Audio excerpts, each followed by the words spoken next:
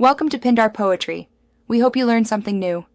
You start by getting your system ready, update the GPU drivers, and restart, because driver fixes unlock HDR pipelines.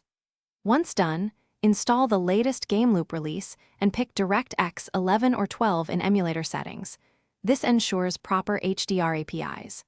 Make sure Windows HDR is enabled in display settings and that the monitor or virtual display is set to 10-bit color if supported. These steps create the foundation so the emulator and Pubg can receive high dynamic range data correctly. Next, you change emulator and game level settings. Open Gameloop engine settings and set the engine to DirectX 11 or 12, increase render resolution to match your display, and enable any 10-bit or high color profile options the emulator exposes.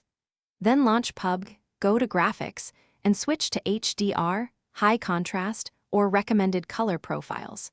Make subtle exposure and brightness tweaks so highlights don't clip. This balances visual fidelity and performance, while making sure HDR metadata passes through properly. Finally, you restart Gameloop and Pubg to apply all changes and check for an HDR indicator or visibly richer highlights and deeper shadows.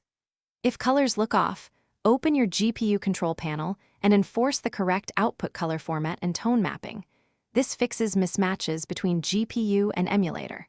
If problems persist, toggle Windows HDR off and on, or roll back to the previous driver version. One key tip: if brightness clips or colors shift, try different tone mapping settings before changing hardware. Thanks for watching. Consider subscribing if we helped you.